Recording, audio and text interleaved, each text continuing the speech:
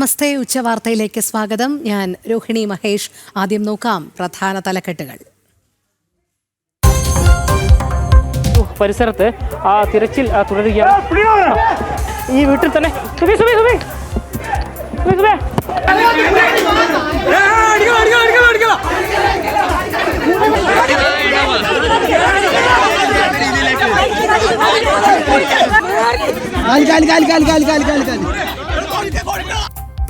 സൗമ്യ വധക്കേസ് പ്രതി Charlie Thomas പിടിയിൽ. വലയിലായത് തളാപ്പിലെ ആളൊഴിഞ്ഞ വീട്ടിലെ കിണറ്റിൽ നിന്ന്.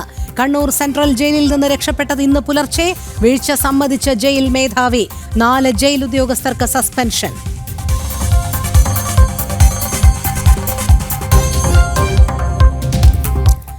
കണ്ണൂർ സെൻട്രൽ ജയിൽ നിയന്ത്രിക്കുന്നത് CPM സ്പോൺസേഡ് മാഫിയയെന്ന് BJP. ജയിൽ ചാട്ടത്തിൽ ഉന്നതതല അന്വേഷണം നടത്തണമെന്ന് V മുരളീധരൻ. ജയിലിൽ അനാശാസ്യവും സാമൂഹിക വിരുദ്ധ പ്രവർത്തനങ്ങളും നടക്കുന്നുവെന്ന് MT രമേശ്.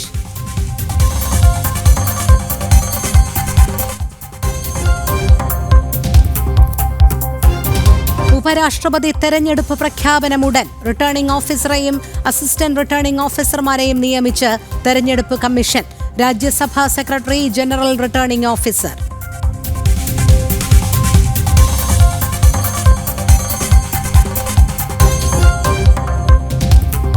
പാർലമെന്റ് നടപടികൾ ഇന്നും തടസ്സപ്പെടുത്തി പ്രതിപക്ഷം. ബഹളത്തെ തുടർന്ന് രാജ്യസഭ ഇന്നത്തേക്ക് പിരിഞ്ഞു. ലോക്സഭ 2 മണിവരെ നിർത്തിവെച്ചു.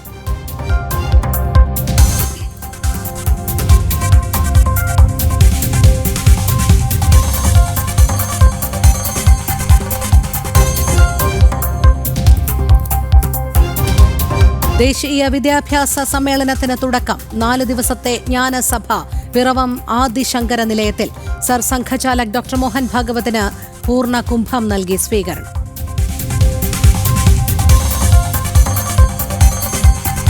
കാർഗിൽ സ്മരണയിൽ രാഷ്ട്രം. ശത്രുവിനുമേൽ കാർഗിൽ കുന്നുകളിൽ ഭാരതം നേടിയ ഐതിഹാസിക വിജയത്തിന് നാളെ 26 ആണ്ട്. 2 ദിവസത്തെ ആഘോഷങ്ങൾക്ക് ദ്രാസിൽ തുടക്കമായി. മുതിർന്ന സൈനിക ഉദ്യോഗസ്ഥരും കേന്ദ്രമന്ത്രിമാരും പങ്കെടുക്കുന്നു.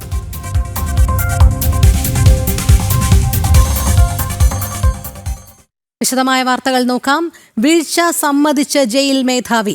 സൗമ്യ വധക്കേസിൽ ജീവപര്യന്തം ശിക്ഷിക്കപ്പെട്ട ഗോവിന്ദച്ചാമി എന്ന ചാർലി തോമസ് ജയിൽ ചാടിയതറിയാൻ വൈകിയെന്ന് ജയിൽ മേധാവി ബൽറാം ഉപാധ്യായ. CCTV നിരീക്ഷണത്തിലെ പാളിച്ചയും പരിശോധിക്കുമെന്ന് ജയിൽ മേധാവി പറഞ്ഞു. അതേസമയം ചാർലി തോമസിനെ പിടികൂടുന്ന സമയത്ത് കയ്യിൽ ചെറു ആയുധങ്ങൾ ഉണ്ടായിരുന്നുവെന്ന് കണ്ണൂർ SP പറഞ്ഞു. കണ്ണൂർ നഗരത്തിലെ തളാപ്പിലെ ആളൊഴിഞ്ഞ വീട്ടിലെ കിണറ്റിൽ നിന്നാണ് ചാർലി തോമസിനെ പിടികൂടിയത്. കണ്ണൂർ സെൻട്രൽ ജയിലിലെ അതീവ സുരക്ഷയുള്ള 10ാം ബ്ലോക്കിൽ നിന്നാണ് ചാർലി തോമസ് ഇന്ന് പുലർച്ചെ ചാടിയത്. മിഥുൻ പിള്ള ചേരുന്നു. മിഥുൻ, ചാർലി തോമസ് ജയിൽ ചാടിയപ്പോൾ മുതൽ തന്നെ ഉയർന്ന ചോദ്യം, കണ്ണൂർ സെൻട്രൽ ജയിൽ പോലെ അതീവ സുരക്ഷാ സംവിധാനങ്ങൾ നിലനിൽക്കുന്ന ഒരു ജയിലിൽ നിന്ന് എങ്ങനെ ഒരു കുറ്റവാളിക്ക് പുറത്തു കടക്കാൻ കഴിഞ്ഞു എന്നുള്ളതാണ്. ഇപ്പോൾ ഏറ്റവും ഒടുവിലായി മനസ്സിലാക്കാൻ കഴിയുന്നത് ജയിൽ മേധാവി തന്നെ ആ വീഴ്ച സമ്മതിച്ചിരിക്കുന്നു എന്നാണല്ലേ? എന്തെല്ലാം കാര്യങ്ങളിൽ വീഴ്ച പറ്റിയതായാണ് ജയിൽ മേധാവി വ്യക്തമാക്കുന്നത്?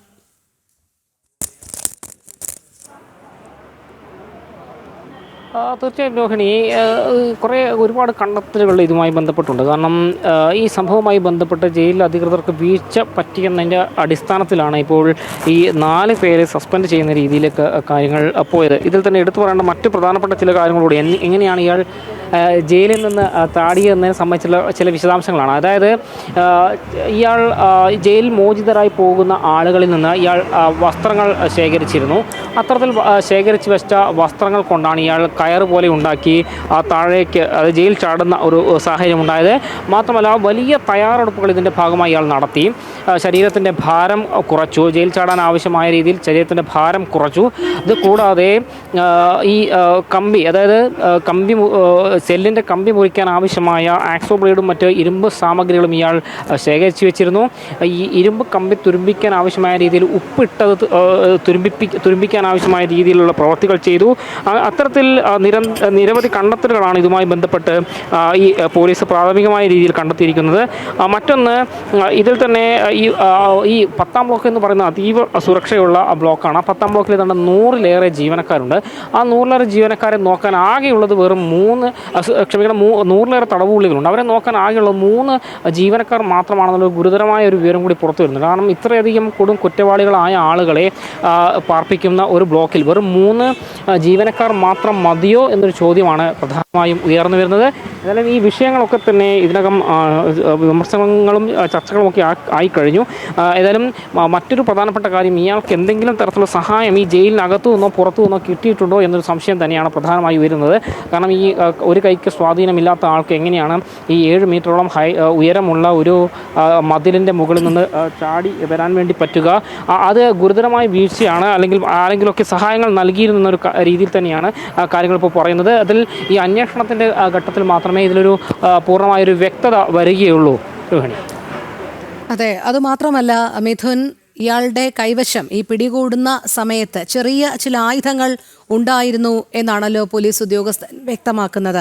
SP തന്നെയാണ് ഈ കാര്യം സ്ഥിരീകരിക്കുന്നത്. അപ്പോൾ ഇയാൾ ഈ ആസൂത്രണം നടത്തി എന്ന് മാത്രമല്ല, ഒരു അപകടകരമായ ഒരു സാഹചര്യത്തിൽ അല്ലെങ്കിൽ പിടികൂടുമെന്നുള്ളൊരു സാഹചര്യം ഉണ്ടാകുകയാണെങ്കിൽ ഉപയോഗിക്കാൻ തക്കവണ്ണം ആയുധങ്ങൾ കൂടി കയ്യിൽ കരുതി എന്ന് തന്നെയാണോ മനസ്സിലാക്കേണ്ടത്? അതായത് ജയിലിൽ നിന്ന് പുറത്തേക്ക് കടക്കാൻ ജയിലിൻ്റെ സെല്ലുകൾ മുറിക്കാൻ ആവശ്യമായ രീതിയിലുള്ള ആയുധങ്ങൾ ഇയാൾ സജ്ജമാക്കി വെച്ചിരുന്നു എന്നുള്ളതാണ്. അതായത് ഇത് വെറും 1-2 ദിവസം കൊണ്ട് പെട്ടെന്ന് തീരുമാനിച്ചൊരു ജയിൽ ചാട്ടമല്ല. ദിവസങ്ങളോ ആഴ്ചകളോ ഈ ഒരു നീക്കത്തിന് പിന്നിലുണ്ട് എന്ന് തന്നെയാണ് പറയപ്പെടുന്നത്. ഇതിൽ എടുത്തു പറയേണ്ടത്, ഇയാൾ 20 ദിവസത്തോളം ശ്രമിച്ചിട്ടാണ് ഈ ഒരു സെല്ലിൻ്റെ കമ്പികൾ മുറിച്ചു മാറ്റിയത്. അതിനുശേഷം ഈ ജയിലിൽ നിന്ന് പുറത്തുപോയ ആളുകളുടെ തടവുപുള്ളി തുണികൾ ശേഖരിച്ച് അതൊരു കയറ് പോലെയാക്കി അതിനുശേഷം ഈ ജയിലിൽ നിന്ന് അതായത് ഇലക്ട്രിക് ഫെൻസിങ് പോകുന്ന കമ്പിயின் മുകളിൽ കെട്ടി പുറത്തേക്ക് ചാടുകയായിരുന്നു. ഇയാൾക്ക് കണ്ണൂർ നഗരത്തെ സംബന്ധിച്ച് വ്യക്തമായ ഒരു ധാരണ ഇല്ലാത്തതുകൊണ്ടാണ് ഏതാണ്ട് 4 കിലോമീറ്ററിനുള്ളിൽ തന്നെ ഇയാൾ പിടിയിലാകാനൊരു സാഹചര്യം ഉണ്ടായത്. ഇപ്പോൾ ഇയാളെ കോടതിയിൽ കൊണ്ടുപോകാനായി പ്രതിയെ പുറത്തേക്ക് ഇറക്കുന്നുണ്ട് എന്നാണ് നമുക്ക് മനസ്സിലാക്കാൻ വേണ്ടി സാധിക്കുന്നുണ്ട്. ഗോവിന്ദചാമിയെ ചോദ്യം ചെയ്യലിന് ശേഷം കോടതി ഹാജരാക്കാനായി പുറത്തേക്ക് ഇറക്കുകയാണ്. ഇവിടെ നിന്ന് നേരെ കോടതിയിലേക്കാണ് കൊണ്ടുപോവുക. റിമാൻഡ് ചെയ്യാനുള്ള സാഹചര്യത്തിലേക്കാണ് കാര്യങ്ങൾ പോകുന്നത്. അതിനുശേഷം കണ്ണൂർ സെൻട്രൽ ജയിലിലേക്ക് ഇയാളെ മാറ്റുമെന്നുമുള്ള വിവരമാണ് നമുക്ക് ഏറ്റവും ഒടുവിലായി ലഭിക്കുന്നത്. ഏതായാലും ഇയാൾ മാസങ്ങൾ നീണ്ട പരിശ്രമം ഇതിന് പിന്നിലുണ്ട്, അല്ലെങ്കിൽ ശ്രമങ്ങൾ ഇതിന് പിന്നിലുണ്ട് എന്ന് തന്നെയാണ് മനസ്സിലാക്കാൻ വേണ്ടി സാധിക്കുന്നത്. അതായത് ജയിൽ ചാടാൻ ആവശ്യമായ രീതിയിൽ ഇയാൾ ശരീരഭാരം ക്രമീകരിച്ചിരുന്നു. അതിനുശേഷം കൃത്യമായ രീതിയിൽ ഈ ജയിൽ സെല്ലിൻ്റെ കമ്പി മുറിക്കാൻ ആവശ്യമായ പ്രവൃത്തികളൊക്കെ തന്നെ ഇയാൾ നടത്തിയിരുന്നു. അത്തരം ശ്രമങ്ങളൊക്കെ തന്നെയാണ് ഇയാൾ ഇപ്പോൾ ജയിലിൽ നിന്ന് പുറത്തു വരുമ്പോൾ മനസ്സിലാവുന്ന ഒരു പ്രധാനപ്പെട്ട കാര്യം. ഇപ്പോൾ പ്രേക്ഷകർ കാണുന്നത് ഇപ്പോൾ കോടതിയിലേക്ക് കൊണ്ടുപോകുന്ന ഗോവിന്ദചാമി എന്ന ചാർലി തോമസിനെയാണ്. ഇനിയിപ്പോൾ കോടതി ഒരുപക്ഷെ റിമാൻഡിലേക്ക് കാര്യങ്ങൾ എത്തിച്ചിരിക്കും. ഇപ്പോൾ പോലീസ് ചോദ്യം ചെയ്തതിന് ശേഷം കോടതിയിലേക്ക് കൊണ്ടുപോകുകയാണ്. മിഥുൻ, തുടരാം.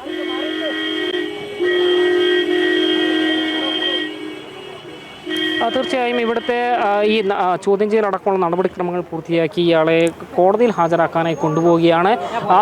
കോടതിയിൽ ഹാജരാക്കി ഉടൻ തന്നെ റിമാൻഡ് അടക്കമുള്ള നടപടികളിലേക്ക് പോകുമെന്നാണ് നമുക്ക് മനസ്സിലാക്കാൻ വേണ്ടി സാധിക്കുന്നത്.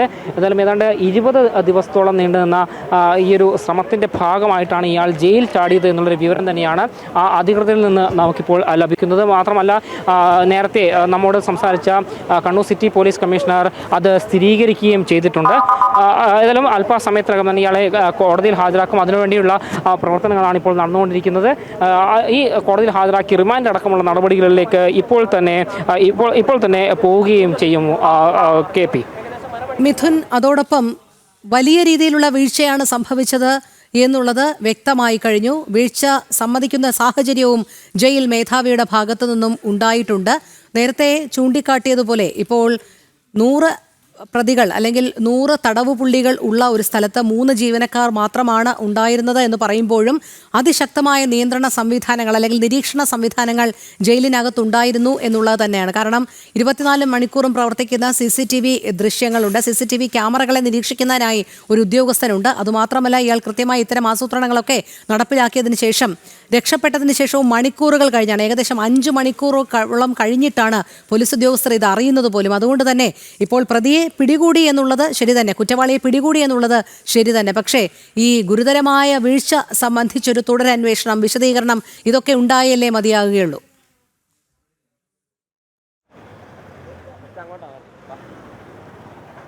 തീർച്ചയായും രോഹിണി, അത് തന്നെയാണ്. കാരണം ഈ അന്വേഷണത്തിലെ ഇത് സംബന്ധിച്ചൊരു പൂർണ്ണ ഒരു വ്യക്തത വരികയുള്ളൂ. കാരണം ഇതിൽ ഈ ഉദ്യോഗസ്ഥരുടെ ഭാഗത്ത് അല്ലെങ്കിൽ ജയിൽ അധികൃതരുടെ ഭാഗത്തു നിന്ന് എന്തെങ്കിലും തരത്തിലുള്ള വീഴ്ച വന്നിട്ടുണ്ടോ എന്ന അടക്കമുള്ള കാര്യങ്ങളിൽ ഇനിയൊരു വ്യക്തത വരേണ്ടതുണ്ട്. അത് ചോദ്യം ചെയ്യലിലൂടെ വരും. അതുമാത്രമല്ല, ഈ ജയിലിലെത്തി കൂടുതൽ അന്വേഷണങ്ങൾ നടത്തേണ്ടിയിരിക്കുന്നു. ആ അന്വേഷണങ്ങൾക്കൊടുവിലെ ഒരു വ്യക്തത വരികയുള്ളൂ എന്ന് തന്നെയാണ് മനസ്സിലാക്കാൻ വേണ്ടി സാധിക്കുന്നത്. കാരണം ഇത്രയും സുരക്ഷയുള്ള ഒരു ജയിലിൽ നിന്ന് എങ്ങനെ ഇയാൾ ആളുകളുടെ കണ്ണ് വെട്ടിച്ച് പുറത്തേക്ക് ചാടി എന്നുള്ളത് തന്നെയാണ് ഏറ്റവും പ്രധാനപ്പെട്ട വിഷയം. ആ ഒരു പശ്ചാത്തലത്തിൽ ഇയാളെ മറ്റാരെങ്കിലും സഹായിച്ചിരുന്നു എന്നൊരു ചോദ്യം തന്നെയാണ് പ്രധാനമായും ഉയരുന്നത്. കാരണം ഈ ഇത്രയും ശാരീരിക പരിമിതികളുള്ള ഒരാൾ എങ്ങനെയാണ് ഇത്രയും ഉയരമുള്ള ഒരു ജയിലിൻ്റെ മതിൽ ഇത്തരത്തിൽ ആയാസത്തോടെ ചാടി പുറത്തിറങ്ങുക എന്നൊരു ചോദ്യം ഉയരുന്നു.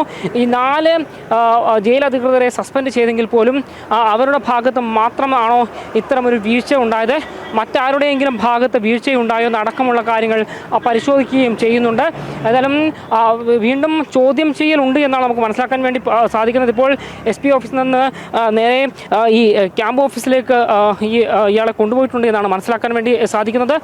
അല്പസമയത്തിനകം തന്നെ ഈ അവിടുത്തെ ചോദ്യം ചെയ്യലടക്കമുള്ള നടപടിക്രമങ്ങൾ പൂർത്തിയാക്കി ഇയാളെ കോടതിയിലേക്ക് കൊണ്ടുപോകുന്ന ഒരു സാഹചര്യമായിരിക്കും ഉണ്ടാവുക. രോഹിണി. മിഥുൻ, അതോടൊപ്പം ഈ തിരച്ചിൽ ഊർജിതമായി തന്നെ നടത്തി, നാട്ടുകാരുടെ ഇടപെടലും നിർണായകമായി എന്ന് തന്നെയല്ലേ പറയേണ്ടത്. കാരണം ഏകദേശം 5 മണിക്കൂർ പിന്നിട്ടു ഗോവിന്ദചാമി എന്ന ചാർലി തോമസ് ജയിലിന് പുറത്തെത്തിയിട്ട്. ഒരുപക്ഷെ അയാൾ സ്ഥിരമായി കേന്ദ്രീകരിച്ച് അയാളുടെ പ്രവർത്തനങ്ങൾ നടത്തിയിരുന്നത് റെയിൽവേ സ്റ്റേഷൻ അടക്കമുള്ള പരിസരങ്ങളായിരുന്നു. അപ്പോൾ അവിടെ വെച്ച് തന്നെയാണ് അയാൾ ആദ്യത്തെ കുറ്റകൃത്യം നടത്തുന്നതും. ഈ നഗരം വിട്ടു പോകാൻ അയാൾക്ക് കഴിയാത്തത് ഒരുപക്ഷെ കൃത്യമായ പോലീസ് സംവിധാനങ്ങളും അതോടൊപ്പം നാട്ടുകാരും ഈ തിരച്ചിലിൽ ഇറങ്ങിക്കഴിഞ്ഞു എന്നുള്ളത് കൊണ്ട് തന്നെ. അതല്ലാതെ അയാൾ ഒരുപക്ഷെ ഇത്തരത്തിൽ ഏതെങ്കിലും റെയിൽവേ സ്റ്റേഷനിൽ എത്തിപ്പെടുകയാണെങ്കിൽ അയാൾ അതിർത്തി കടക്കാനുള്ള എല്ലാ സാഹചര്യവും ഉണ്ടായിരുന്നു. പക്ഷേ അതിന് സാധിക്കാത്ത വിധം ഇയാൾ ഈ നഗരഹൃദയത്തിൽ തന്നെ തങ്ങിപ്പോകണമെങ്കിൽ അല്ലെങ്കിൽ കുടുങ്ങിപ്പോകണമെങ്കിൽ അയാൾക്കത് ബോധ്യമുണ്ടായിരുന്നു. നാട്ടുകാരടക്കം ഈ തിരച്ചിൽ നടത്തുന്നുണ്ട്, താൻ ഏത് നിമിഷവും പിടിക്കപ്പെട്ടേക്കാം എന്നുള്ളത്. അതുകൊണ്ട് തന്നെയല്ലേ അയാൾ ആളൊഴിഞ്ഞ കെട്ടിടത്തിനുള്ളിൽ പതുങ്ങിയിരുന്നത്.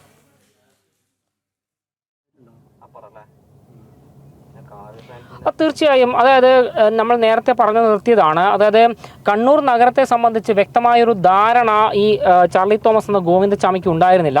അഥവാ അങ്ങനെ ഒരു ധാരണ ഉണ്ടായിരുന്നെങ്കിൽ ഈ ജയിൽ ചാടിയെടുത്തുന്ന വെറും 50 മീറ്റർ മാത്രമാണ് ഇവിടെ ഈ ഒരു ഹൈവേയിലേക്കുള്ളത്, ദേശീയപാതയിലേക്കുള്ളത്. നിരവധി വാഹനങ്ങൾ പോകുന്ന ഒരു സ്ഥലം കൂടിയാണ്. ആ നിരവധി വാഹനങ്ങൾ പോകുമ്പോൾ നിരവധി വാഹനങ്ങൾ പോകുന്ന ഒരു ഇടമായതുകൊണ്ട് തന്നെ നിരവധി വാഹനങ്ങൾ പോകുന്നൊരിടമാണ്. അവിടെ ഈ മംഗലാപുരം ഭാഗത്തേക്ക് ഉൾപ്പെടെ പോകുന്ന നാഷണൽ പെർമിറ്റ് ലോറികൾ ഉൾപ്പെടെ കൈ കാണിച്ച് രക്ഷപ്പെടാനുള്ള സാഹചര്യം മുന്നിലുണ്ടായിരുന്നു. പക്ഷേ കണ്ണൂർ നഗരത്തെ സംബന്ധിച്ച് വലിയ ധാരണ ഇയാൾക്കില്ലാതിരുന്നത് കൊണ്ട് തന്നെ ഇയാൾക്ക് നഗരത്തിൽ നിന്ന് പുറത്ത് കടക്കാൻ പോലും പറ്റിയിട്ടില്ല എന്നുള്ളതാണ്. അതായത് 4:30 ശേഷം പുറത്ത് ചാടിയ ഈ പ്രതി ബാക്കിയുള്ള ഏതാണ്ട് ഈ പിടികൂടപ്പെടുന്ന 10 മണിയോട് അടുപ്പിച്ച് വരെ എന്ത് ചെയ്യുകയായിരുന്നു എന്നൊരു ചോദ്യം തന്നെയാണ് ഉയർന്നത്. കാരണം ആദ്യഘട്ടത്തിൽ 9:15 ഇയാളെ ഈ തളാപ്പ് പരിസരത്ത് വെച്ച് കണ്ടെത്തുന്നു. അവിടെ നിന്ന് തളാപ്പ് പരിസരത്ത് വെച്ച് കണ്ടെത്തി. അവിടെ നിന്ന് ഈ പോലീസിൻ്റെയും നാട്ടുകാരുടെയും ഒരു സംയുക്ത ഇടപെടലിലാണ് ഇയാൾ പിടിയിലാവുകയും ചെയ്യുന്നത്. ഏതായാലും ഈ നാട്ടുകാരെ സംബന്ധിച്ച് വലിയൊരു ആശ്വാസം ഉണ്ടാക്കുന്ന കാര്യമായിരുന്നു. കാരണം ഇത്രയധികം സങ്കീർണമായ അല്ലെങ്കിൽ ഇത്രയധികം ആളുകളെ സംബന്ധിച്ച് വലിയൊരു പ്രതിഷേധം അല്ലെങ്കിൽ ആളുകളെ സംബന്ധിച്ച് ഭയം ഉണ്ടാക്കുന്ന ഒരു കാര്യമായിരുന്നു ഇയാളുടെ ക്രിമിനലാണ് ഇയാൾ.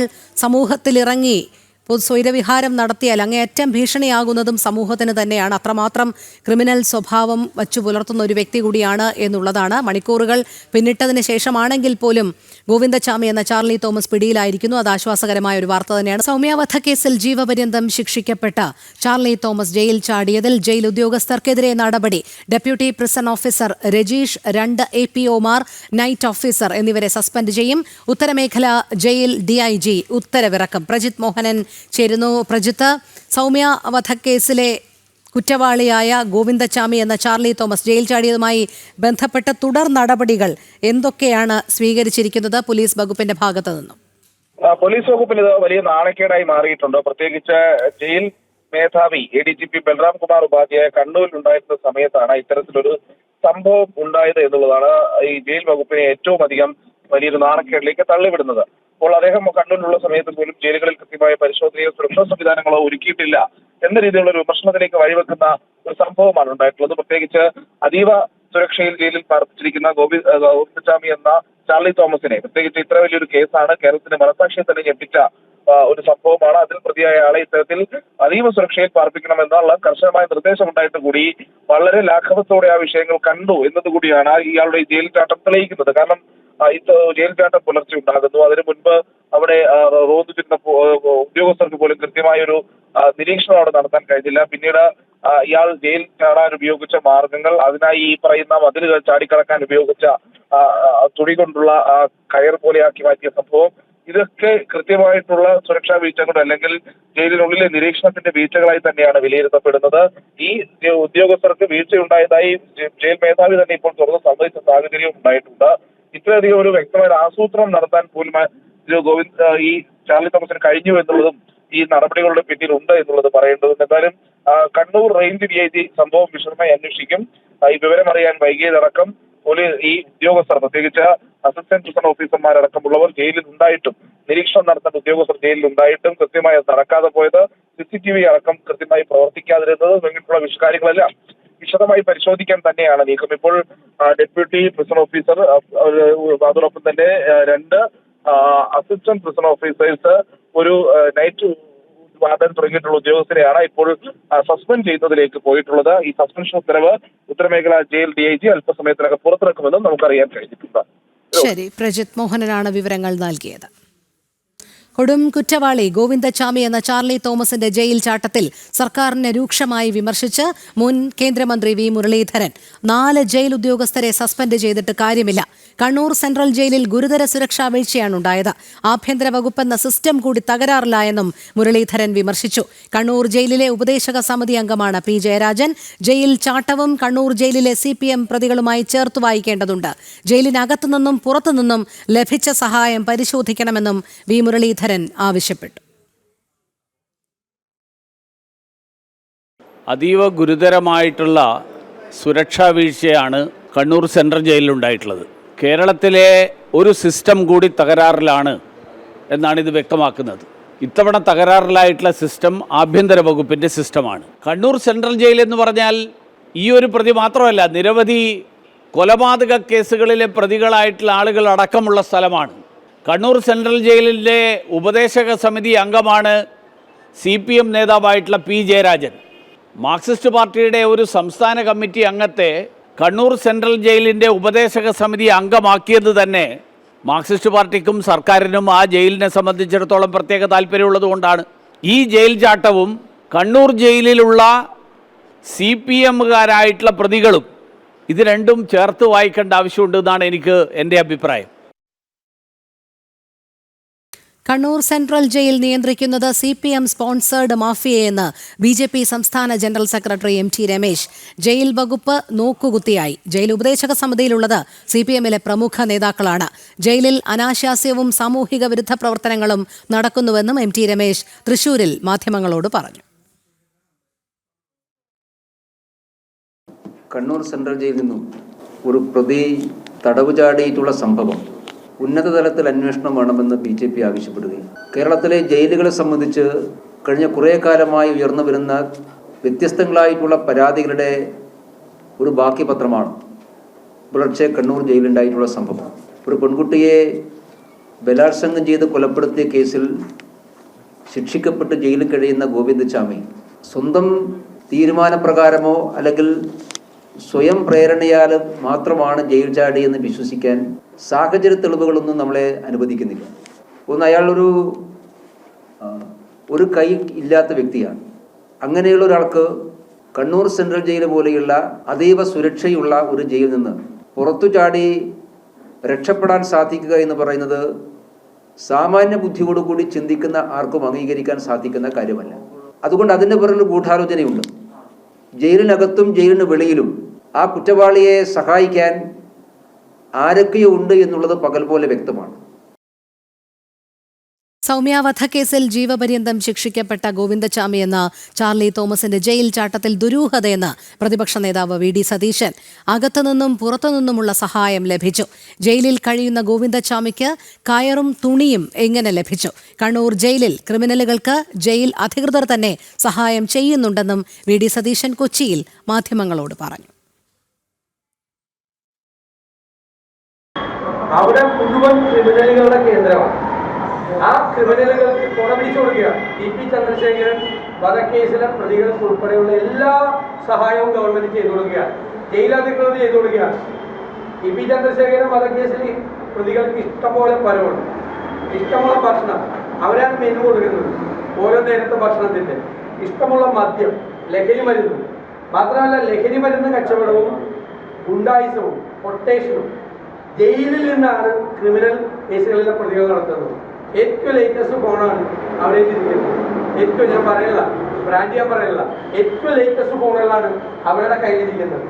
അവർ കിരീടം വെക്കാത്ത രാജാക്കന്മാരെ പോലെ ജയിലിരിക്കുകയാണ്. ആ ജയിൽ എന്ന് പറയുന്നത് ഈ തടവുകാരായ ക്രിമിനലുകൾക്ക് വേണ്ടിയിട്ട് കിരീടത്തി കൊടുത്തിരിക്കുന്ന ജയിലാണ്. ഞങ്ങളിത് ഗോവിന്ദച്ചാമി ചാടിയപ്പോൾ ആദ്യം പറയുന്നതല്ല, ഞങ്ങൾ ഇതിനു മുമ്പ് പറഞ്ഞിട്ടുണ്ട്. ആ ജയിൽ അങ്ങനെയാണ്. അവിടെ നിന്നാണ് അവിശ്വസനീയമായ രീതിയിൽ ആരും വിശ്വസിക്കില്ലല്ലോ. ഒരു സാമാന്യ ബുദ്ധിയുള്ള ഒരാൾക്കും വിശ്വസിക്കാൻ പറ്റാത്ത തരത്തിൽ 5 മണിക്കാണ് ജയിലധികൃതർ അറിഞ്ഞത്. സ്കൂൾ സമയമാറ്റവുമായി ബന്ധപ്പെട്ട് സർക്കാർ ഒരു തീരുമാനമെടുത്തിട്ടുണ്ടെന്ന് വിദ്യാഭ്യാസ മന്ത്രി വി ശിവൻകുട്ടി. മുൻധാരണ ഇല്ല എന്നും ചർച്ചയ്ക്ക് എത്തുന്നവരെ ബഹുമാനിക്കുന്നുവെന്നും മന്ത്രി പറഞ്ഞു. നല്ല നിർദ്ദേശങ്ങൾ സർക്കാർ സ്വീകരിക്കും. അഭിപ്രായങ്ങൾ നടപ്പിലാക്കാൻ ഒരുപാട് നിയമ നടപടികളുണ്ടെന്നും ചർച്ചയ്ക്ക് മുന്നോടിയായി മന്ത്രി മാധ്യമങ്ങളോട് പറഞ്ഞു. ചർച്ചയിൽ ഗവൺമെൻറ് പറയേണ്ട കാര്യങ്ങൾ ഗവൺമെൻറ് പറയും, ചർച്ചയ്ക്ക് പങ്കെടുക്കുന്നവർക്ക് പറയേണ്ട കാര്യങ്ങൾ ചർച്ചയ്ക്ക് പങ്കെടുക്കുന്നവർ പറയും. നമ്മളൊരു തീരുമാനം കൈക്കൊണ്ടിട്ടുണ്ട്. അവരെല്ലാം അവരോട് കുറച്ചുകൂടെ വിശദമായി വ്യക്തമാക്കും. അവരെ വളരെ ബഹുമാനിക്കുന്നുണ്ട്. അവരോട് ഗവൺമെൻറ് എടുത്ത നിലപാടിനെ സംബന്ധിച്ച് പറയുന്നുണ്ട്. അവരുടെ അഭിപ്രായവും ബഹുമാനപൂർവ്വം കേൾക്കുന്നുണ്ട്. നല്ല നിർദ്ദേശമെന്ന് സ്വീകരിക്കും. സാമ്പത്തിക പ്രതിസന്ധിക്കിടെ വീണ്ടും പ്രചാരണ ധൂർത്തിന് സംസ്ഥാന സർക്കാർ. വ്യവസായ വകുപ്പിന്റെ മുഖമിനുക്കാൻ 3 കോടി വകയിരുത്തി. ആദ്യ ഗഡുവായി 60 ലക്ഷം രൂപ KBIPന് കൈമാറി. ജനം ബ്രേക്കിംഗ് പ്രജിത്ത് മോഹനൻ ചേരുന്നു. പ്രജിത്ത്, ഇപ്പോഴും ധൂർത്തിനൊരു കുറവുമില്ല എന്ന് തെളിയിക്കുകയല്ലേ ഇപ്പോൾ ഏറ്റവും ഒടുവിലായി പ്രചാരണ ധൂർത്തിനായി സംസ്ഥാന സർക്കാർ 3 കോടി നീക്കിവെക്കുന്നതിലൂടെ? കാരണം സാമ്പത്തിക പ്രതിസന്ധിയാണെന്നാണ് സർക്കാർ എപ്പോഴും പറയുന്നത്. സാധാരണക്കാരന്റെ ക്ഷേമത്തിൽ മാത്രം സർക്കാരിന് സാമ്പത്തിക പ്രതിസന്ധിയുണ്ട്. അതേസമയം പരസ്യത്തിനും പ്രചാരണത്തിനും ഒന്നും ഒരു സാമ്പത്തിക പ്രതിസന്ധിയും ഇല്ല എന്നുള്ളത് സർക്കാർ ഇങ്ങനെ ആവർത്തിച്ച് തെളിയിച്ചുകൊണ്ടിരിക്കുകയാണ്. വ്യവസായ വകുപ്പിലാണ് സർക്കാരിന്റെ ഏറ്റവും പുതിയ മുഖമിനുക്കൽ എന്നുള്ളതാണ്. അത് 3 കോടി രൂപയാണ് വ്യവസായ വകുപ്പിന്റെ മാത്രം മുഖമിനുക്കലിന് പുതിയതായി ചെലവഴിക്കുന്നത്. നേരത്തെ ഈ സർക്കാരിന്റെ വാർഷികാഘോഷവുമായി ബന്ധപ്പെട്ട് ചെലവഴിച്ച കോടികളെ കുറിച്ച് നമുക്കറിയാവുന്നതാണ്. അതോടൊപ്പം സർക്കാരിന്റെ പിണറായി വിജയൻ സർക്കാരിന്റെ കഴിഞ്ഞ കുറച്ചു കാലത്തിനിടെ മുഖ്യമന്ത്രിയുടെയും മന്ത്രിമാരുടെയും മുഖം പതിപ്പിച്ച ഹോർഡിങ്ങുകൾക്കും ഫ്ലെക്സുകൾക്കും ഒക്കെയായി ചെലവഴിച്ച തുകയും വലുതാണ്. അപ്പോൾ അത്രയധികം പണം പരസ്യത്തിനായി ചെലവഴിക്കുന്ന സർക്കാരാണ് വീണ്ടും ഇപ്പോൾ വ്യവസായ വകുപ്പിനായി വീണ്ടും ഒരു 3 കോടി കൂടി ചെലവഴിക്കുന്നത്. ഈ സംസ്ഥാന വ്യവസായ വാണിജ്യ വകുപ്പിന്റെ മികവും ശേഷിയും ഒക്കെ വർദ്ധിപ്പിക്കുന്നതിനായി കപ്പാസിറ്റി ബിൽഡിംഗ് പ്രോഗ്രാം എന്നുള്ളൊരു പദ്ധതി ഉണ്ടായിരുന്നു. ഈ പദ്ധതിക്ക് 9 കോടിയാണ് നേരത്തെ വകയിരുത്തിയത്. ഈ ഫണ്ടിൽ നിന്നാണ് വീണ്ടും 3 കോടി രൂപ പരസ്യത്തിനും പ്രചാരണത്തിനും ഒക്കെ ആയിട്ട് സർക്കാർ മാറ്റുന്നത്. ഇതിൽ ആദ്യത്തെ ഗഡുവെന്ന നിലയിൽ ഒരു 60 ലക്ഷം രൂപ KBIPന്, കേരള ബ്യൂറോ ഓഫ് ഇൻഡസ്ട്രിയൽ പ്രൊമോഷന് കൈമാറാനുള്ള ഭരണാനുമതി ജൂലൈ 19 സർക്കാർ പുറത്തിറക്കിയിരുന്നു. അതിന്റെ ആദ്യ ഗഡു KBIPന്റെ സിഇഒയുടെ അക്കൗണ്ടിലേക്കാണ് കൈമാറുക. എന്തായാലും ഈ ധനവിനിയോഗത്തിൽ സർക്കാരിന്റെ ഒരു ഇരട്ടത്താപ്പ് വലിയ രീതിയിൽ ചർച്ചയാവുകയാണ് വീണ്ടും ഈ പണം ഇങ്ങനെ അനുവദിക്കുന്നതിലൂടെ എന്നുള്ളത് നമ്മൾ മനസ്സിലാക്കേണ്ടതുണ്ട്. അടിസ്ഥാന ജനവിഭാഗങ്ങളുടെ ക്ഷേമ പ്രവർത്തനങ്ങൾക്ക് വകയിരുത്തുന്ന വിഹിതം പലപ്പോഴും സംസ്ഥാനത്ത് വെട്ടിക്കുറയ്ക്കപ്പെടുന്നു. 10,000 മാത്രം വില വരുന്ന ശസ്ത്രക്രിയ ഉപകരണങ്ങൾ വാങ്ങി നൽകാത്തതിനാൽ മെഡിക്കൽ കോളേജുകളിൽ ചികിത്സ മുടങ്ങുന്ന സാഹചര്യമുണ്ട്. ആരോഗ്യ വിദ്യാഭ്യാസ രംഗത്ത് സംസ്ഥാന വിഹിതം നൽകാത്തതിനാൽ കേന്ദ്ര പദ്ധതികൾ പോലും നടപ്പിലാക്കപ്പെടാത്ത സാഹചര്യം നിലനിൽക്കുന്നു. അപ്പോഴാണ് ഈ മന്ത്രിമാരുടെയും മുഖ്യമന്ത്രിയുടെയും സർക്കാരിന്റെയും ഒക്കെ മുഖം മെനുക്കുന്നതിന് വേണ്ടി ഇങ്ങനെ തുടർച്ചയായി കോടികൾ ചെലവഴിക്കുന്നതും. രോഹിണി. ശരി, പ്രജിത്ത് മോഹനാണ് വിവരങ്ങൾ നൽകിയത്. ദേശീയ വിദ്യാഭ്യാസ സമ്മേളനം ജ്ഞാനസഭയോടനുബന്ധിച്ചുള്ള ദേശീയ ചിന്തൻ ബൈഠക്കിന് തുടക്കമായി. സർ സംഘചാലക് ഡോക്ടർ മോഹൻ ഭാഗവത് ഉൾപ്പെടെയുള്ള പ്രമുഖർ ചിന്തൻ ബൈഠക്കിൽ പങ്കെടുക്കുന്നുണ്ട്. ബൈഠക്കിനായി ചിന്മയ ഇന്റർനാഷണൽ ഫൗണ്ടേഷൻ ആസ്ഥാനമായ പിറവം വെളിയനാട് ആദിശങ്കര നിലയത്തിലെത്തിയ ഡോക്ടർ മോഹൻ ഭാഗവതിനെ ചിന്മയ മിഷൻ കേരള സംയോജകൻ സ്വാമി വിവിക്താനന്ദയുടെ നേതൃത്വത്തിൽ സ്വീകരിച്ചു.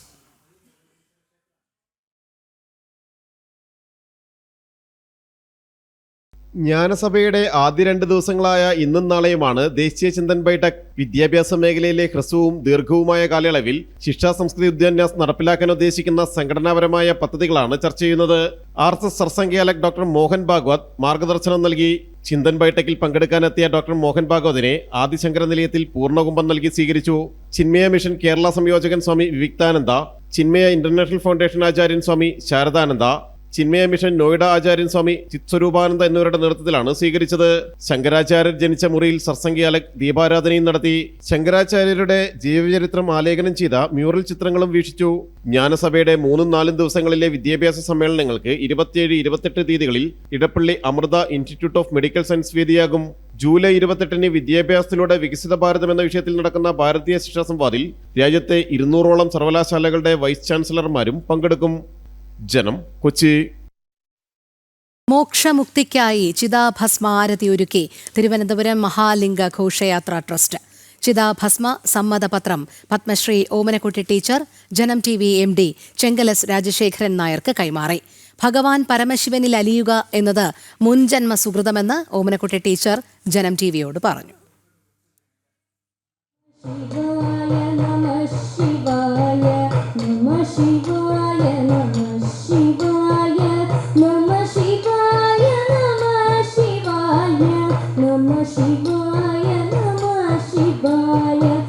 നൂറ്റിയെട്ട് മഹാജ്യോതിർലിംഗ പ്രതിഷ്ഠയായ ശിവലിംഗത്തിലാണ് ഭക്തർ പാലും പഞ്ചാമൃതവും പൂക്കളുമെല്ലാം നേരിട്ട് അഭിഷേകം നടത്തുന്നത്.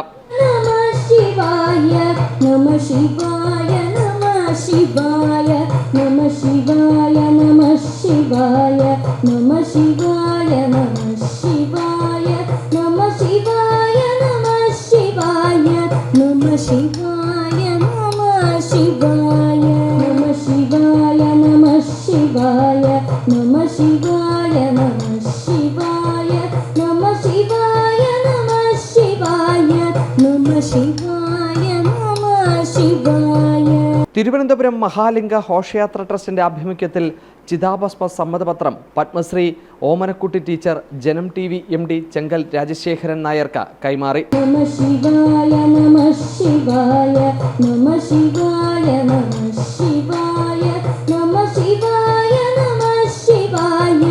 ഇത് വളരെ നല്ല കാര്യമായിട്ടാണ് എനിക്ക് തോന്നിയത്. കാരണം നമ്മുടെ മരിച്ചു കഴിഞ്ഞാൽ ഒന്നാമത് ആരെയും കഷ്ടപ്പെടുത്തണ്ട, ഒരു കഷ്ടപ്പാടുമില്ല. ഭഗവാൻ അങ്ങ് നമ്മൾ നേരിട്ടങ്ങ് ലയിക്കുകയാണ് അല്ലേ. തീർച്ചയായിട്ടും ഒരു മനുഷ്യനും ഒരു കഷ്ടപ്പാടുമില്ല, ഒന്നുമില്ല. അപ്പോൾ ആരെയും കഷ്ടപ്പെടുത്തരുത് എന്നുള്ളൊരു മനോഭാവം എനിക്കുണ്ട്. കൂടാതെ ഈ ചിതാഭസ്മം കൊണ്ടുവന്ന് സമർപ്പിക്കുകയല്ലേ, ഇവിടെ സമർപ്പിക്കുകയാണ്. അപ്പം ഭഗവാനിൽ ലയിക്കുകയല്ലേ. അപ്പോൾ അതിൽ കൂടുതൽ എന്താ വേണ്ടത്? അതിൽ കൂടുതലൊന്നും വേണ്ട, ഒരു ചടങ്ങും വേണ്ട എന്നെനിക്ക് തോന്നി. അഹോരികളുടെ നേതൃത്വത്തിലാണ് ജ്യോതിർലിംഗത്തിൽ ചിതാഭസ്മം ആരതി നടത്തുന്നത്. 12 മണിക്കൂറിനകത്ത് കൊണ്ടുവന്നു കഴിഞ്ഞാൽ നമുക്ക് ഇവിടെ അഹോരിയമാരുണ്ട്, അവർ അടിക്കും. 2 ചിതാഭസ്മം അടിച്ചിട്ടുണ്ട്. ഇതിൽ 2 ഭസ്മാരതി കഴിഞ്ഞ വിഗ്രഹമാണ്, എല്ലായിടത്തും സഞ്ചരിക്കുന്ന വിഗ്രഹമാണ്. അടുത്ത വർഷം ഇന്ത്യയിൽ വീണ്ടും 12 26/5/26 വീണ്ടും അഖണ്ഡ ഭാരത ജ്യോതിർലിംഗം നേപ്പാളിലും കൂടെ ഭഗവാൻ പോവുകയാണ്. ഇവിടെ ഭക്തരാണ് വലുത്, അവർക്ക് സ്വയം അർപ്പിക്കാം, പൂജ ചെയ്യാം, വെള്ളമുണ്ട്. ഒരു രസീത് പോലും നമ്മൾ ഇന്നുവരെ എഴുതിയിട്ടില്ല. ഇവിടെ ഒരു രസീത് പോലും ഇന്നുവരെ എഴുതിയിട്ടില്ല പൂജയ്ക്ക് വേണ്ടി. ആർക്ക് വേണോ ഇപ്പോൾ 24 മണിക്കൂറും ഓപ്പണാണ്. 24 മണിക്കൂറും നമുക്ക് അഭിഷേകം ചെയ്യാം. ചടങ്ങിൽ ഓമനക്കുട്ടി ടീച്ചറുടെ മകൾ ഡോക്ടർ കമലാലക്ഷ്മിയും സമ്മതപത്രം കൈമാറി. മുതിർന്ന മാധ്യമപ്രവർത്തകൻ P. ശ്രീകുമാർ, അനന്തപുരി ഹിന്ദുധർമ്മ പരിഷത്ത് പ്രസിഡന്റ് M. ഗോപാൽ തുടങ്ങി നൂറുകണക്കിന് ഭക്തർ പങ്കെടുത്തു. ജനം, തിരുവനന്തപുരം. കാലടി സംസ്കൃത സർവകലാശാല സിൻഡിക്കേറ്റിലേക്ക് അംഗങ്ങളെ നാമനിർദ്ദേശം ചെയ്ത് ഗവർണർ രാജേന്ദ്ര വിശ്വനാഥ് ഹാർലേക്കർ. പൈതൃകരത്നം ഡോക്ടർ K. ഉണ്ണികൃഷ്ണൻ നമ്പൂതിരി ഉൾപ്പെടെ 4 പേരെയാണ് നോമിനേറ്റ് ചെയ്തിരിക്കുന്നത്. തിരുവനന്തപുരം സംസ്കൃത കോളേജ് റിട്ടയർഡ് പ്രിൻസിപ്പലാണ് doctor K. Unnikrishnan. Changanassery NSS Hindu college ചരിത്ര വിഭാഗം മേധാവി ഡോക്ടർ RS വിനീത്, തിരുവനന്തപുരം വനിതാ NSS കോളേജ് റിട്ടയർഡ് അധ്യാപിക doctor S Sreekaladevi, Alappuzha Sanatanadharma college associate professor doctor D Sindhu Antharjanam എന്നിവരും നോമിനേറ്റ് ചെയ്യപ്പെട്ടു. അഖിൽ പാലോട്ടുമഠം ചേരുന്നു വിവരങ്ങളുമായി. അഖിൽ, പറയൂ. കഴിഞ്ഞ ദിവസമാണ് കാലടി സർവകലാശാലയിലെ സിൻഡിക്കേറ്റിലേക്ക് ഗവർണർ, ചാൻസലർ കൂടിയായ ഗവർണർ 4 പേരെ നോമിനേറ്റ് ചെയ്തിരിക്കുന്നത്. 4 പേരും നിശ്ചയിക്കപ്പെട്ട വിഭാഗങ്ങളിൽ മേധാവിമാരായിരുന്നതാണ്. ഒന്നാമത്തെയാൾ doctor K Unnikrishnan, retired principal government Sanskrit college Thiruvananthapuram. രണ്ടാമത്തെയാൾ ഡോക്ടർ RS വിനീത്, ചരിത്ര വിഭാഗം മേധാവി NSS ഹിന്ദു കോളേജ് ചങ്ങനാശ്ശേരി. മൂന്നാമത്തെയാൾ doctor S Kaladevi, Indian philosophy വിഭാഗം, retired associate professor, department of philosophy, NSS college of for women Thiruvananthapuram. നാലാമത്തെയാൾ doctor D Sindhu Antharjanam, Indian ഭാഷാ വിഭാഗം, associate professor, department of Malayalam and സംസ്കൃതം, സനാതന കോളേജ് ആലപ്പുഴ ST കോളേജിലെ അധ്യാപികയാണ്. അങ്ങനെ 4 പേരെയാണ് ഇപ്പോൾ ചാൻസലർ കൂടിയായ ഗവർണർ കാലടി സർവകലാശാലയിലേക്ക്, കാലടി സംസ്കൃത സർവകലാശാലയിലേക്ക്, സിൻഡിക്കേറ്റിലേക്ക് നാമനിർദ്ദേശം ചെയ്തിരിക്കുന്നത്. രോഹിണി. ശരി, അഖിൽ പാലോട്ടുമഠമാണ് വിവരങ്ങൾ നൽകിയത്. കൊല്ലം തിരുമുല്ലവാരത്തെ ബലിതർപ്പണ കേന്ദ്രത്തിലുണ്ടായ ദേവസ്വം ബോർഡിന്റെ അനാസ്ഥയ്ക്കെതിരെ പ്രതിഷേധം ശക്തം. ജില്ലയിലെ ദേവസ്വം ബോർഡ് ആസ്ഥാനത്ത് ഹിന്ദു ഐക്യവേദി പ്രതിഷേധം സംഘടിപ്പിച്ചു. ക്ഷേത്ര ഉപദേശക സമിതിയും ഭക്തജനങ്ങളും ചേർന്ന് ദേവസ്വം ഉദ്യോഗസ്ഥരെ ഉപരോധിച്ചു. ക്ഷേത്രത്തിൽ ദേവസ്വം ബോർഡിന്റെ വഴിപാട് രസീത് എഴുതുന്നത് ഭക്തർ തടഞ്ഞു. M മനോജ് തയ്യാറാക്കിയ റിപ്പോർട്ടിലേക്ക്.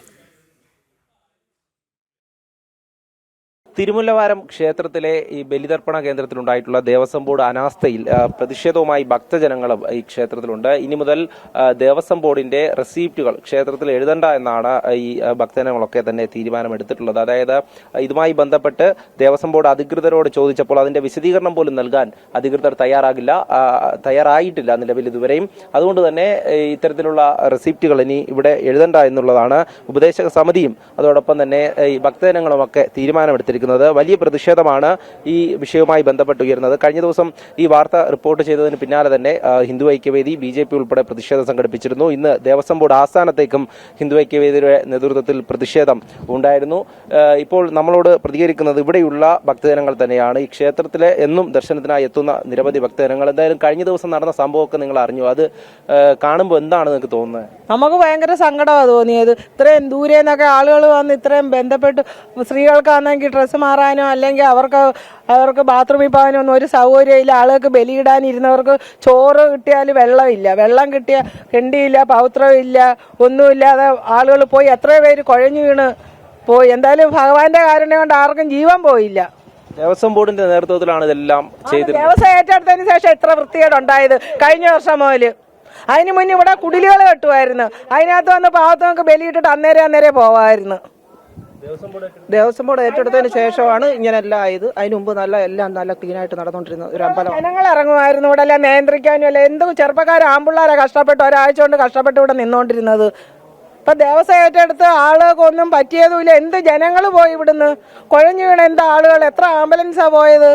ഇനി മുതലിപ്പോ ദേവസ്വം ബോർഡ് ഇവിടെ റെസിപ്റ്റ് എഴുതേണ്ടതാണോ തീരുമാനം? പ്രസിഡന്റിന് വരാം, 28-ാം തീയതി കഴിഞ്ഞ പ്രസിഡന്റിന് വരാൻ പറ്റത്തോളന്ന്. അത് കഴിഞ്ഞ് മതി. ഇവിടെ അല്ല, എല്ലാം ദേവസ്വക്കാർ കൊണ്ടുപോകില്ലേ. ഈ അമ്പലം 2016 പൊളിച്ചിട്ട് എന്തോ ആയി ഇവിടെ. എന്തായാലും ഇവിടെ റെസിപ്റ്റ് എഴുതുന്നത് ഇപ്പൊ തടഞ്ഞു വെച്ചിരിക്കുക. അത് തടഞ്ഞു വെച്ചിരിക്കുക. ഇനി ഇവിടുന്ന് ജനങ്ങൾ അവിടെ പോയി വരണമെന്ന്. അത് അവിടെ പോയി വരാനൊക്കത്തില്ല, ഇവിടെ വരണം. പ്രസിഡന്റിന് എപ്പോഴാ സമയം കിട്ടുന്ന വെച്ചാൽ ഇവിടെ വരട്ടെ. അത് കഴിഞ്ഞ് ഇവിടെ എല്ലാം ചെയ്താൽ മതി. അപ്പോൾ ദേവസ്വം ബോർഡ് പ്രസിഡന്റ് ഇങ്ങോട്ടേക്ക് എത്തിയാൽ മാത്രമേ പ്രതിഷേധം അവസാനിപ്പിക്കുകയുള്ളൂ. കൃത്യമായ വിശദീകരണം ഇതിൽ നൽകണം. ആർക്കൊക്കെയാണ് ഇതിൽ വീഴ്ച പറ്റിയിട്ടുള്ളത്, ആരുടെയൊക്കെ ഭാഗത്താണ് അനാസ്ഥ സംഭവിച്ചിട്ടുള്ളത്, അവർക്കെതിരെ കർശനമായിട്ടുള്ള നടപടിയെടുക്കണമെന്നാണ് ഭക്തജനങ്ങളുടെയും അതോടൊപ്പം തന്നെ ഉപദേശക സമിതിയുടെയും വിവിധ ഹൈന്ദവ സംഘടനകളുടെയും ആവശ്യം. എന്തായാലും കഴിഞ്ഞ ദിവസം ബലിയർപ്പിക്കാനെത്തിയ ആയിരക്കണക്കിന് ആളുകളാണ് കണ്ണീരോടെ ഈ തിരുമുല്ലവാരത്തിന്റെ മണ്ണിൽ നിന്നും മടങ്ങിയത്. എല്ലാ വർഷവും അവരൊക്കെ തന്നെ ബലിയർപ്പിച്ച് ആത്മസംതൃപ്തിയോടെ മടങ്ങുന്നവരാണ്. പക്ഷേ ഇത്തവണ അതല്ല സംഭവിച്ചിരിക്കുന്നത്. എന്തായാലും നടപടി ഉണ്ടാകണമെന്നുള്ളതാണ് എല്ലാവരുടെയും ആവശ്യം. ബിജു പരൂരിനൊപ്പം M മനോജ്, ജനം, കൊല്ലം. കോഴിക്കോട് കുറ്റ്യാടിയിൽ ജനവാസ മേഖലയിൽ ഭീതി പരത്തിയ കുട്ടിയാനയെ ഇന്ന് മയക്കുവെടിവെക്കും. നാട്ടുകാരുടെ പ്രതിഷേധത്തെ തുടർന്നാണ് വനംവകുപ്പിന്റെ നീക്കം. കാവിലുംപാറ, ചൂരണി പ്രദേശങ്ങളിലാണ് ആന ഭീതി സൃഷ്ടിച്ചത്. ഒരു മാസത്തോളമായി കാവിലുംപാറ പഞ്ചായത്തിലെ ചൂരണിയിലും കരിങ്ങാടും ജനങ്ങളുടെ സ്വൈര്യ ജീവിതത്തിന് ഭീഷണിയായ കാട്ടാനയെ മയക്കുവെടി വെച്ച് മാറ്റാനാണ് അധികൃതരുടെ തീരുമാനം. തള്ളയാന ചെരിഞ്ഞതോടെയാണ് ഒറ്റപ്പെട്ട കുട്ടിയാന ജനവാസ മേഖലയിൽ എത്തിയത്. പ്രദേശത്തെ കൃഷി നശിപ്പിച്ചും നാട്ടുകാർക്ക് നേരെ പാഞ്ഞെടുത്തും കുട്ടിയാന ഭീതി വിതച്ചിരുന്നു.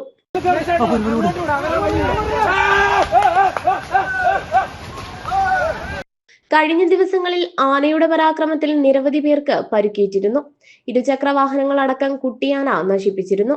തുടർന്ന് നാട്ടുകാർ പ്രതിഷേധം കടുപ്പിച്ചതോടെയാണ് ആനയെ പിടികൂടാൻ അധികൃതർ തീരുമാനിച്ചത്. വെറ്റിനറി ഡോക്ടറുടെ പരിശോധനയ്ക്ക് ശേഷം അനുകൂല സാഹചര്യം ഒരുക്കി മയക്കുവെടി വെക്കാനാണ് തീരുമാനം. ജനം, കോഴിക്കോട്. വയനാട്ടിൽ ഷോക്കേറ്റ് സഹോദരങ്ങളായ 2 പേർക്ക് ദാരുണാന്ത്യം. വാഴവറ്റ പൂവണ്ണിക്കും തടത്തിൽ വീട്ടിൽ അനൂപ്, PV, ഷിനു എന്നിവരാണ് മരിച്ചത്. വാഴവറ്റ കരിങ്കണ്ണിക്കുന്ന് കോഴി ഫാമിലാണ് അപകടം. ഇരുവരെയും കൽപ്പറ്റയിലെ ആശുപത്രിയിൽ എത്തിച്ചെങ്കിലും ജീവൻ രക്ഷിക്കാനായില്ല. ഷിനുവിന്റെ മൃതദേഹം കൽപ്പറ്റ ജനറൽ ആശുപത്രിയിലും അനൂപിന്റെ മൃതദേഹം സ്വകാര്യ ആശുപത്രിയിലുമാണ്. ഇന്ന് രാവിലെ 8 മണിക്കായിരുന്നു സംഭവം. വാഴവറ്റ പുൽപ്പറമ്പിൽ വീട്ടിൽ സൈമണിൽ നിന്ന് ലീസിനെടുത്ത കോഴി ഫാമിലാണ് അപകടമുണ്ടായത്. ബലിതർപ്പണത്തിന് പോകവെ പാലക്കാട്ടെ സ്വകാര്യ ബസ് ഇടിച്ചുണ്ടായ അപകടത്തിൽ പരിക്കേറ്റയാൾ മരിച്ചു. മാങ്ങോട് സ്വദേശി പ്രസാദാണ് മരിച്ചത്. സഹോദരൻ രവി കഴിഞ്ഞ ദിവസം മരിച്ചു. പാലക്കാട് ചെർപ്പുളശ്ശേരി സംസ്ഥാന പാതയിലെ കുളക്കാട് വളവിൽ ഇന്ന് പുലർച്ചെ 5:50ഓടെയാണ് അപകടമുണ്ടായത്.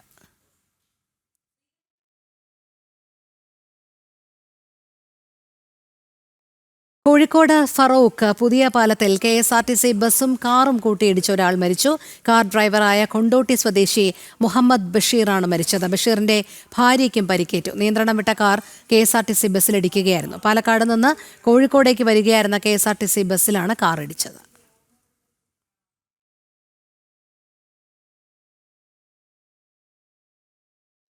പ്രധാനമന്ത്രി നരേന്ദ്രമോദിക്ക് ഊഷ്മള സ്വീകരണം നൽകി മാലദ്വീപിലെ ഭാരതീയ സമൂഹം.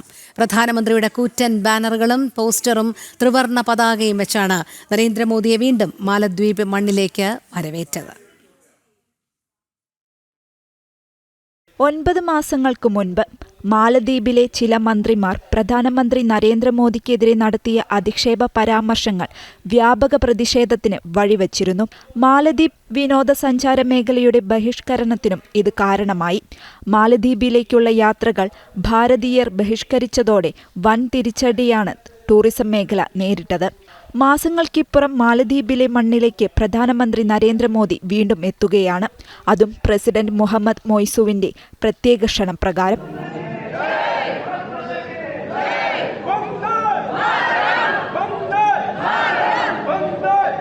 പ്രധാനമന്ത്രിയുടെ വരവിനോടനുബന്ധിച്ച് മാലദ്വീപ് തലസ്ഥാനമായ മാലെ വർണ്ണാഭമായ ബാനറുകൾ, കൂറ്റൻ പോസ്റ്ററുകൾ, ത്രിവർണ്ണ പതാക എന്നിവയാൽ അലങ്കരിച്ചിരുന്നു. പരമ്പരാഗതമായ നൃത്തത്തോടെയാണ് പ്രധാനമന്ത്രിയെ മാലദ്വീപ് വരവേറ്റത്.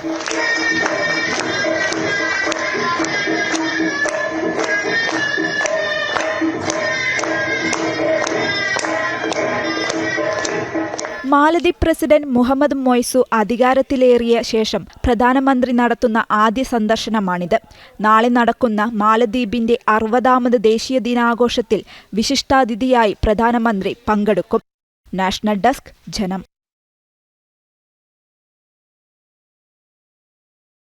ഭാരതവും മാലദ്വീപും തമ്മിൽ ശക്തമായ ബന്ധമാണുള്ളതെന്ന് മാലദ്വീപിലെ Indian high commissioner G. Balasubramanian.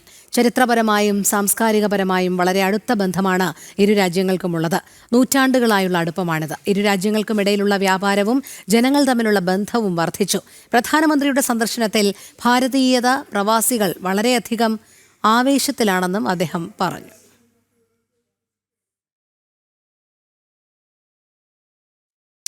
ഇരുപത്തിയാറാമത് Kargil Vijay Divas ആഘോഷങ്ങൾക്ക് തുടക്കം. ദ്രാസിലെ യുദ്ധസ്മാരകത്തിൽ 2 ദിവസത്തെ പരിപാടികളിൽ കേന്ദ്രമന്ത്രിമാരും ഉന്നത സൈനിക ഉദ്യോഗസ്ഥരും പങ്കെടുക്കും. യുദ്ധത്തിൽ വീരമൃത്യു വരിച്ച സൈനികരുടെ കുടുംബങ്ങളെ ആദരിക്കും.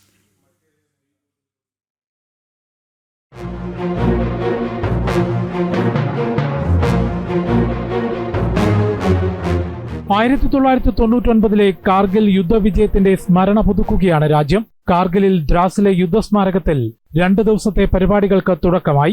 ഓപ്പറേഷൻ വിജയ് പൂർത്തിയാക്കി ടൈഗർ ഹിൽസിൽ ത്രിവർണ്ണ പതാക പാറിച്ചുകൊണ്ട് വിജയപ്രഖ്യാപനം നടത്തിയ ജൂലൈ 26-ന് ദ്രാസിൽ നടക്കുന്ന ഔദ്യോഗിക പരിപാടിയിൽ കേന്ദ്രമന്ത്രി മൻസുഖ് മാണ്ഡവ്യ, പ്രതിരോധ സഹമന്ത്രി സഞ്ജയ് സേത്ത് കൂടാതെ ഉന്നത സൈനിക ഉദ്യോഗസ്ഥരും പങ്കെടുക്കും.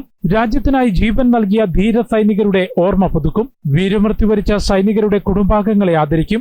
ഇന്നും നാളെയുമായി രാജ്യത്തിന്റെ വിവിധ ഭാഗങ്ങളിൽ നിന്നുള്ള കലാകാരന്മാർ അണിനിരക്കുന്ന കലാ സാംസ്കാരിക പരിപാടികളും ദ്രാസിൽ നടക്കും. നാളെ കാർഗിലിൽ വിവിധ യൂണിറ്റുകളിലും ഡൽഹിയിൽ യുദ്ധസ്മാരകത്തിലും രാജ്യത്തിന്റെ വിവിധ ഭാഗങ്ങളിലും കാർഗിൽ യുദ്ധവിജയത്തിന്റെ ഓർമ്മ പുതുക്കുന്ന പരിപാടികൾ നടക്കും. ജനം, ഡൽഹി. ഇന്ദിരയെ മറികടന്ന് മോദി ഭാരതത്തിന്റെ പ്രധാനമന്ത്രി പദത്തിലിരുന്നവരിൽ 2ാം സ്ഥാനത്ത് എത്തി നരേന്ദ്രമോദി. ഇന്ദിരയുടെ 4077 ദിവസം എന്ന റെക്കോർഡാണ് മറികടന്നത്.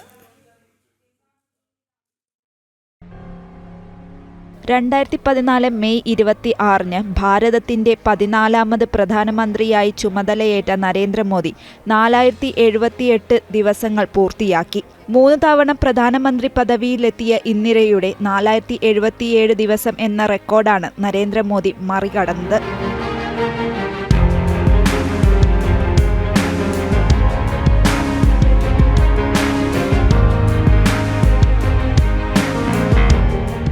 പ്രഥമ പ്രധാനമന്ത്രി നെഹ്റുവിന്റെ 6130 ദിവസം എന്ന റെക്കോർഡ് മാത്രമാണ് മോദിക്ക് മുന്നിലുള്ളത്.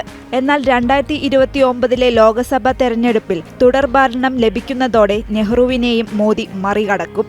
ഭാരതത്തിന്റെ 14 പ്രധാനമന്ത്രിമാരിൽ ഏറ്റവും ജനകീയനും കരുത്തുറ്റ വ്യക്തിത്വവുമായ നരേന്ദ്രമോദി ഇന്ന് ആഗോള നേതാവായി വളർന്നു കഴിഞ്ഞു.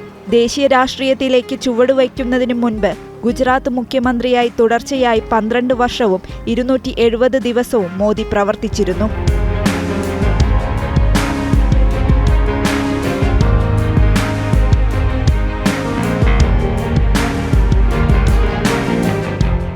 നാഷണൽ ഡെസ്ക്, ജനം. രാജസ്ഥാനിലെ ജലവോറിൽ പ്രൈമറി സ്കൂൾ കെട്ടിടത്തിന്റെ മേൽക്കൂര തകർന്നു വീണ് 4 വിദ്യാർത്ഥികൾ മരിച്ചു. 17 പേർക്ക് പരിക്കേറ്റു. നിരവധി പേർ കെട്ടിടാവശിഷ്ടങ്ങൾക്കിടയിൽ കുടുങ്ങിക്കിടക്കുന്നതായാണ് വിവരം. പരിക്കേറ്റവരെ ആശുപത്രിയിൽ പ്രവേശിപ്പിച്ചതായും പരിക്കേറ്റവരുടെ ചികിത്സാ ചെലവുകൾ സർക്കാർ വഹിക്കുമെന്നും വിദ്യാഭ്യാസ മന്ത്രി മദൻ ദിലാവർ പറഞ്ഞു. തുടർച്ചയായി കനത്ത മഴയാണ് ജലാവറിലും പരിസര പ്രദേശത്തും ലഭിക്കുന്നത്.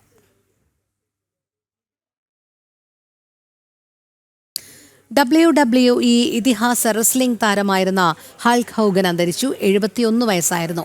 1980കളിൽ റെസ്ലിംഗ് ആരാധകരുടെ ഇഷ്ടതാരമായിരുന്നു ഹോഗൻ. 1977ലാണ് ഹോഗൻ പ്രൊഫഷണൽ താരമായി WWEയുമായി കരാറിലെത്തിയത്. പിന്നീട് 5 തവണ ലോക ചാമ്പ്യനായി. 2012ലാണ് ഹോഗൻ വിരമിച്ചത്. പിന്നീട് സിനിമകളിലും മറ്റ് ടെലിവിഷൻ ഷോകളിലും ഹൾക്ക് ഹോഗൻ പ്രത്യക്ഷപ്പെട്ടിരുന്നു.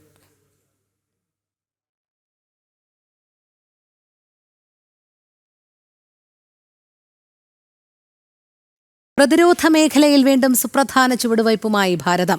ഡ്രോൺ ഉപയോഗിച്ച് വിക്ഷേപിക്കാവുന്ന പ്രിസിഷൻ ഗൈഡഡ് മിസൈൽ DRDO വിജയകരമായി പരീക്ഷിച്ചു. ആന്ധ്രാപ്രദേശിലെ കുർണൂലിൽ നാഷണൽ ഓപ്പൺ ഏരിയ റേഞ്ചിൽ പരീക്ഷണങ്ങൾ നടന്നതായി പ്രതിരോധ മന്ത്രി രാജ്നാഥ് സിംഗ് അറിയിച്ചു.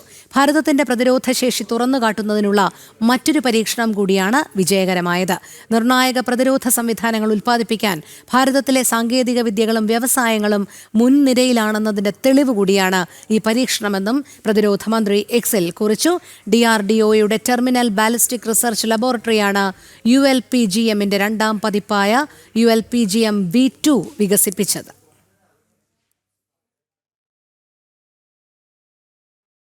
ഹൈദരാബാദിലെ ബഞ്ചാര ഹിൽസിൽ പ്രതിഷേധ പ്രകടനം നടത്തിയ BJP നേതാവ് മാധവി ലതയ്ക്കെതിരെയും മറ്റ് നേതാക്കൾക്കെതിരെയും പോലീസ് ആക്രമണം. പ്രദേശത്തെ ഒരു ക്ഷേത്രം സംസ്ഥാന സർക്കാർ തകർത്തെന്ന് ചൂണ്ടിക്കാട്ടിയായിരുന്നു പ്രതിഷേധം. ക്ഷേത്രം തകർത്ത് സർക്കാർ ജനങ്ങളുടെ വികാരം വ്രണപ്പെടുത്തി. നിശബ്ദമായി പ്രതിഷേധിക്കാൻ പോലും പോലീസും സർക്കാരും അനുവദിക്കുന്നില്ലെന്നും മാധവി ലത പറഞ്ഞു. മാധവി ലത ഉൾപ്പെടെയുള്ള പ്രതിഷേധക്കാരെ പോലീസ് അറസ്റ്റ് ചെയ്ത് നീക്കിയിരുന്നു. आप देख रहे हैं ना जो हो रहा है, हमारा मांग इतना ही था, 100 गज का माता भगवती का मंदिर को तोड़ डाले कांग्रेस का सरकार और माता रंग को काट के फेंक दिए, बस्ती का आस्था को काट के फेंक दिए. आज मैं इतना शांति धरने पे बैठती हूँ, तो शांति धरने पे बैठे तो मुझे भी मुझे भी ये लोग मार मार कर निकाल रहे यहाँ से। बारिश में बैठे वो दोपहर से। बस इतनी विनती की हमारी, माता रानी का मंदिर को तोड़िए मत। ये प्राइवेट के भूमि में भी नहीं था, ये गवर्नमेंट का भूमि में था। 100 साल पुराना माता रानी का मंदिर बस्ती का आस्था है। परसों ये बोनालू खत्म हुआ। ഉച്ചവാർത്ത പൂർണ്ണമാകുന്നു. അടുത്ത ബുള്ളറ്റിൻ അല്പസമയത്തിനകം. നമസ്തേ.